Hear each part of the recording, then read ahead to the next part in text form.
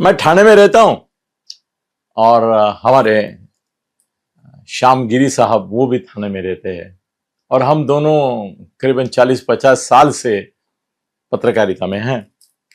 यहाँ का हर एक पॉलिटिशियन हम 1 to 1 जानते हैं। जो थे उनको भी जानते थे, जो है उनको भी जानते हैं, जो आने की कोशिश में है उनसे भी बहुत सारे हमारे संपर्क में है, संवाद में है, तो सबको हम जानते हैं। तो अगली महापालिका जिसका चुनाव, ठाणे महापालिका के बारे में आज ये वीडियो मैं कर रहा हूं और मैं आपको दावे के साथ कह सकता हूं कि आने वाली जो महापालिका है जिसका चुनाव 15 तारीख को होगा और 16 जनवरी को उसका रिजल्ट आएगा, उसमें क्या होगा वो मैं पहले भी आपको बता चुका हूं। आज फिर एक बार आपको रिमाइंड करता हूं कि मैंने क्या बताया है और 16 तारीख को रिजल्ट लगेगा तो उस दिन फिर याद रखना। थाना में क्लियर कट मेजॉरिटी अपने दम पे, अपने बलबूते पर शिंदे साहब की शिवसेना को मिलेगा। उनको जरूरत नहीं रहेगी किसी को साथ में लेने की, इतना बहुमत मिलेगा थाना महापालिका में, 100% मिलेगा, जबरदस्त मिलेगा। मतलब उनको, मैं अभी नेने साहब के साथ मैं बैठता हूं, वो सर्वे करते हैं, बार बार सर्वे करते हैं अलग से, तो उनका जो सर्वे है उस हिसाब से तो जरूरत है करीबन 65 सीटों की, 65-66 सीटों की जरूरत है मेजॉरिटी के लिए, मगर 75 से 80 सीटें नेने साहब का जो सर्वे है उसके हिसाब से 75 से 80 सीटें जा रही है एकनाथ जी शिंदे इनके साथ। उनको जरूरत ही नहीं पड़ेगी, जरूरत ही नहीं है किसी की मदद की। मगर फिर भी मुंबई में कॉम्प्रोमाइज है, कल्याण डोंबिवली में भी थोड़ा सा कॉम्प्रोमाइज का फॉर्मूला रहेगा, पुणे में रहेगा, नासिक में रहेगा, तुम्हारे और कई जगह रहेगा, तो समाधी नगर में रहेगा, नासिक में रहेगा, वो बोल दिया मैंने। तो थाना में चुनाव एक तरफा जीतने के बावजूद वो बोलेंगे बीजेपी वालों को, हाँ आ जाओ तुमको कुछ करते हैं। मगर आने वाले महापालिका में और कई चेहरे हैं, उनकी चर्चा तो मैं करूंगा, मगर 4 चेहरों के बारे में आज मैं आपसे बात करता हूं। जो 4 चेहरे 101% लिख लो, आने वाली महापालिका में ये 4 चेहरे रहेंगे। और आने वाली महापालिका जो है, जो अभी 16 जनवरी को रिजल्ट जिसका आने वाला है, उसमें ये 4 चेहरे अगले 5 साल तक आप देखेंगे कि प्रभावशाली रहेंगे।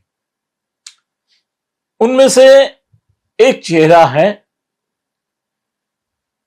हमारे श्रीनगर एरिया के भूतपूर्व नगर सेवक और आने वाले 100% नगर सेवक, वो तो उनका पूरा 4 लोग जीत के ही साथ में लाएंगे वो। और वो अभी पहले कांग्रेस में थे, अभी शिंदे साहब के साथ शिवसेना में है।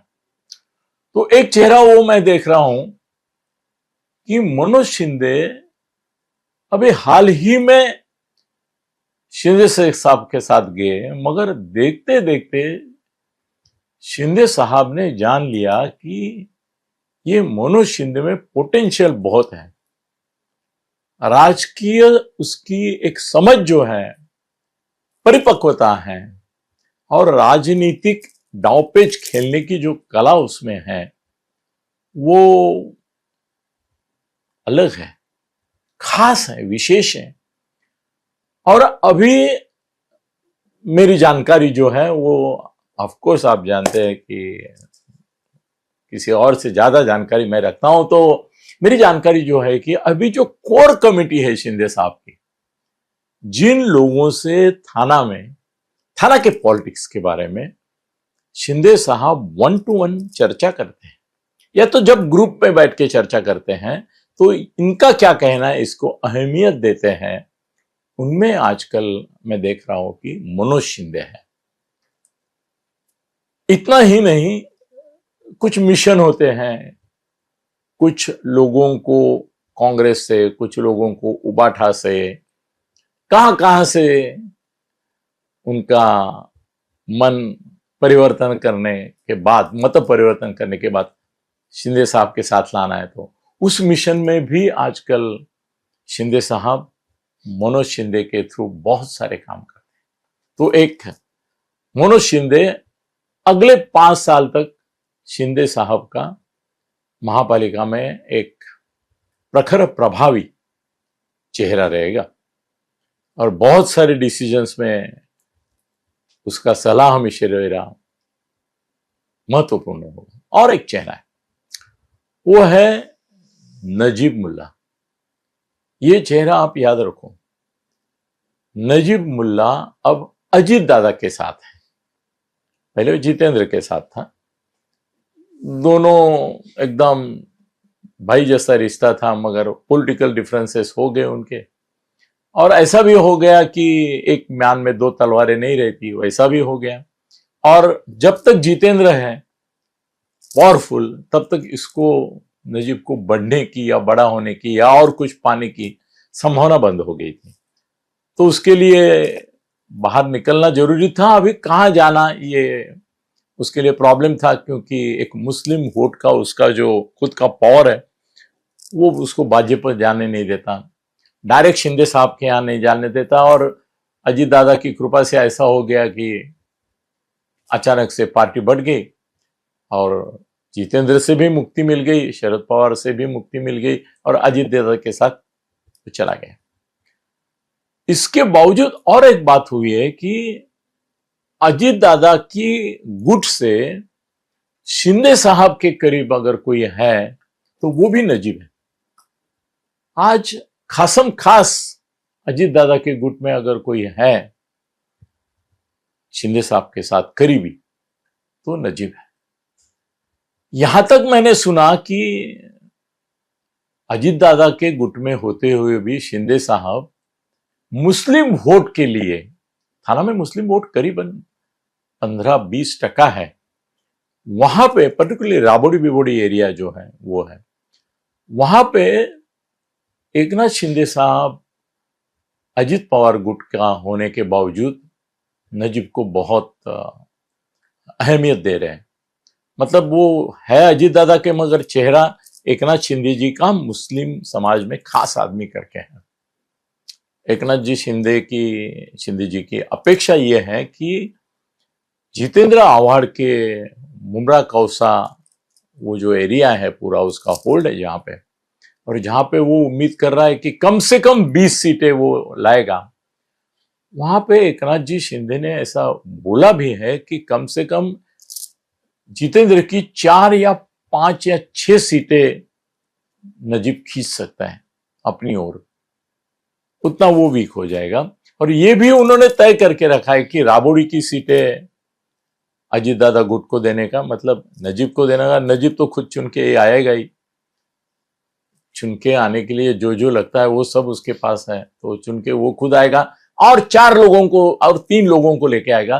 तो 4 ये, और अगर वहां लॉटरी लग गई उसकी तो 8 नगर सेवक अकेले नजीब के रहेंगे। तो उसका खुद का एक गुट जो है वो भारी बनेगा, और अजीत दादा की थाना की जो राष्ट्रवादी है वो मतलब नजीबी हो जाएगा।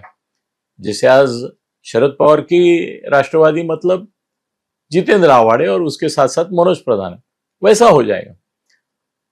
नजीब, मुझे आश्चर्य नहीं होगा अगर एकनाथ जी ने ठान लिया कि महापौर तो एकनाथ जी का होगा, और अभी रिजर्वेशन का कैसे होता है उसके ऊपर थोड़ा सा डिपेंड है, क्योंकि महापौर पद के लिए रिजर्वेशन है, उप महापौर या स्टैंडिंग के लिए नहीं है। तो हो सकता है कि नजीब जो है वो दोनों के लिए काबिल है। वो अगर उप महापौर बनेगा और रिजर्वेशन में महापौर की सीट ऐसे सेक्शन में गई कि जहां पे कोई प्रभावशाली व्यक्ति एकनाथ जी के पास नहीं है, मगर फिर भी बनाना तो पड़ेगा रिजर्वेशन की वजह से, तो भाव यही खा जाएगा। नजीबी महापौर है थाना का, ऐसा माहौल बना सकता है, उसमें वो ताकत है, हिम्मत है, कला भी है। और हो सकता है कि अगर कॉम्प्रोमाइज ऐसा हुआ तो नजीब स्टैंडिंग का मेंबर बनना तो तय है, मगर शायद स्टैंडिंग कमेटी का अगर उप महापौर नहीं बनाया, उसको उप महापौर बनाने की संभावना मुझे लग रही है, क्योंकि एक मुस्लिम चेहरा अगर एकनाथ जी देते हैं तो सब जगह एक अच्छा असर रहेगा और थाना में भी हिंदू मुस्लिम यूनिटी के लिए उनको फायदेमंद होगा। तो उसको या तो उप महापौर बनाएंगे और स्टैंडिंग कमेटी का भी चेयरमैन बनाया नजीब को अजीत दादा की गुट से, महापौर रहेगा शिंदे सेना का, उप महापौर बनेगा बीजेपी का, वो भी कौन बनेगा वो इसके ऊपर दिख रहा है कौन बनेगा, और यहाँ पे स्टैंडिंग कमेटी का चेयरमैन उसको बना सकते हैं, मेंबर तो होने वाला है, मगर आगे चल के थाने के पॉलिटिक्स पे नजीब का वही रुतबा और वही प्रभाव रहेगा जो शायद जितेंद्र का पहले था। ऐसे हालात दिख रहे हैं, ऐसे हालात दिख रहे हैं। और एक चेहरा मैं देख रहा हूं कि जो अगले 5 साल थाना पे महिला प्रतिनिधि के तौर पे रहेगा, वो रहेगा मृणाल पेंडसे का। अब मालूम नहीं उसको उप महापौर बनाते हैं क्या बनाते हैं, वो स्टैंडिंग मीटिंग में तो पक्का आएगी। महिला बाल कल्याण समिति का अध्यक्ष पद उसको 100% मिलेगा, कुछ नहीं मिला तो भी।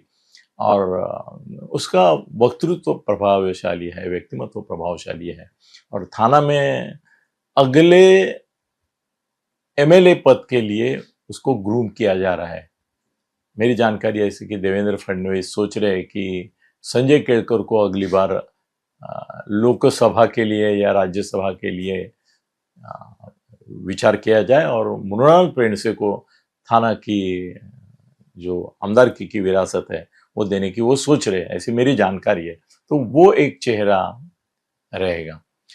और एक चेहरा उभर कर सामने आएगा, वो मुझे लगता है कि देवराम फैमिली से उनका बेटा जो है वो प्रोमिनेंट हो जाएगा, क्योंकि उसके घर में ही 4 या 6 नगर सेवक रहेंगे, और वो है तो वो भी एक चेहरा रहेगा। बाकी शिंदे साहब के और जो लोग हैं उनके बारे में मैं बाद में बात करूंगा। आज का पिक्चर ये देख रहा हूं मैं कि ये 4 चेहरे प्रोमिनेंट रहेंगे। देखते हैं क्या होता है। धन्यवाद।